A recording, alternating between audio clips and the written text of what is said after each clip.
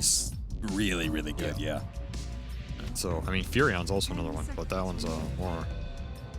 It's uncommon, you know, and they do ban this DOTA from FNATIC. And we're still seeing this DOTA be pretty high priority in a lot of these games. Ban away the DOTA, ban away the Abaddon, who's been making more and more appearances. Abaddon, Undying, Treant Protector, if you are playing up against T1, is something you're going to have to worry about. Some of the melee fives are coming back. The psychopath fives, as I like to call them. All right, I'm making a prediction, Cap. Okay.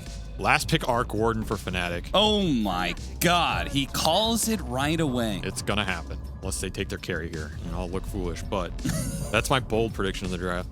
Okay, why exactly? I mean, it hits Egg, but Arena defends really well against ranged cores. I'm just feeling it. Okay. I think there's one, I want to see it, I'm feeling it, so I'm trying to make it happen, you know? Okay. I think it's a Raven hero. He really likes it for some of these tanky melees he can bully in that lane matchup. It's an egg killer. They're going to want an egg killer down the road. It could just be like a Mirana hero or something. But then I'm wondering, you know, do you have enough team fight to go into Mars Phoenix with that? And where's the damage coming up? I think the biggest thing about the Dragon Knight hero is you want some team fight behind him. You want some damage follow-up. In terms of easy pickoffs, make the hero feel good. And when the 5-on-5 happens, you want his jump to feel empowered. So anything that does one of those two things is going to help your Dragon Knight. Coddle, he's helping a little bit with some damage follow-up, but Coddle kind of plays the map and does his own thing. It's where you kind of want that Mirana Hoodwink type hero, and speak of the devil, there is the Chipmunk. Yeah. Is Skywrath Mage just not... I mean, we just saw so much Sky DK before in the DPC. Skywrath Mage, this hero always comes back for like a week and he disappears for a year. That's always what that hero does, so... Fair. Viper, which I feel like might be Bryle's hero. Just that's that's a Quinn hero right there. Yeah, sorry. And maybe they'll do some flex, but this just looks like mid Viper, and I mean you could play mid Mars, but I would prefer to see Quinn on this Viper and Bryle on the Mars. Yeah. Quinn has played a lot of Viper. He likes winning lanes. Viper's a lane winning hero, so fits the bill. I think it is a little odd to pick it blind. I think typically Viper thrives when you see a matchup you can force and you guarantee it. Yeah, that is kind of weird, right? You play around it as well. Like the thing about this hero is you can't win the mid lane as hard as you used to, and he doesn't farm the camps as fast. So ideally what you want to have happen with this hero now is you don't want to put him on an island.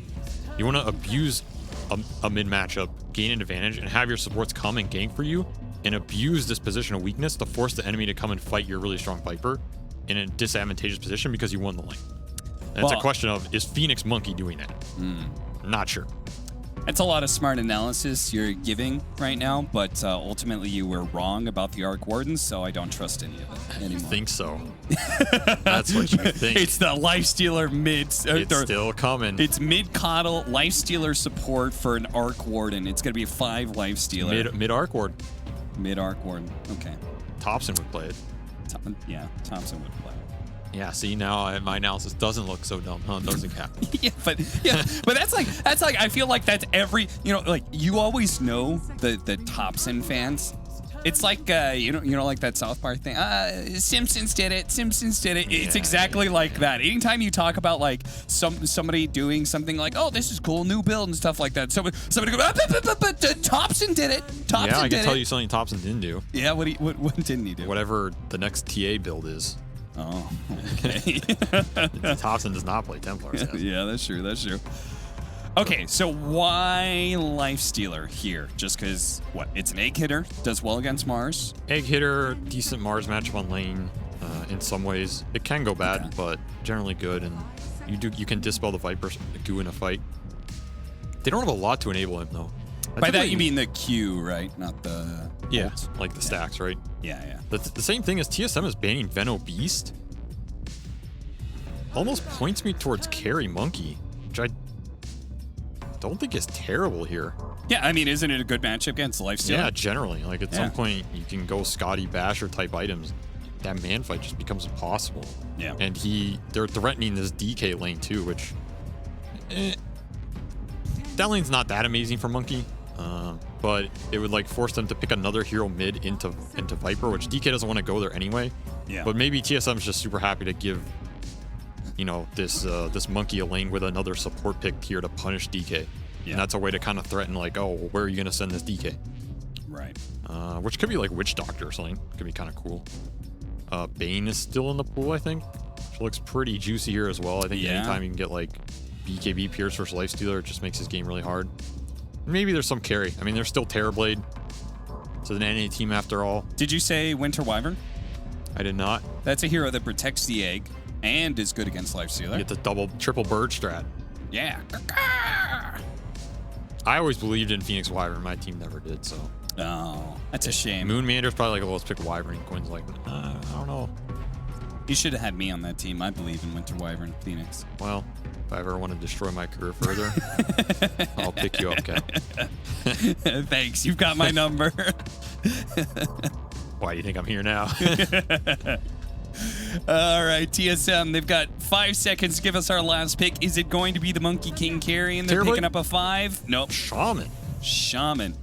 So they do go for that support pick, carry Monkey. That was the direction I was thinking, but I was thinking something that interacted better with the Lifestealer. Yeah. This is kind of more like, I mean, it's a classic TSM hero. I think Moon will probably play it almost all the time, and he's just super confident on it. Gives them instant disable, even more team fight and ball. They Like didn't have any Roche taking, Yeah, right? their Roche heroes was terrible. It helps the Roche a lot, which is the one thing I really like about it. And because Viper, Monkey, Mars, Phoenix, these are heroes, insane team fight around the pit, but no one's killing it. Yeah. And now they have a way to kill it, which is super nice. And this hero can be good versus Lifestealer in a lot of aspects if you get the initiation on him or the super long disable. There's no dispels in this game. It's a pretty good Shaman game in some ways. So I was going to ask you at the start if Viper mid was advisable against what could be a mid Coddle. Because, yes, I mean, Viper, like he has some extra magic armor, but like you have no way to stop and catch Coddle, right? And I honestly think you still lose the lane, right? I don't want to say they forgot about this, but it feels like they forgot about it. Oof. A little bit. I think this matchup is pretty bad for Viper, unless Quinn's not even taking the Viper. So they were debating it there, right? I told you it was a Brile Viper. Okay. How dare you? Yeah, sure. I mean, you saw that coming. Don't worry, they're picking Arc Warden last next game. But I honestly think this caught them off guard. It slipped their mind. Because they're thinking the whole draft, it's like Coddle hoodwink supports with his DK. Yeah.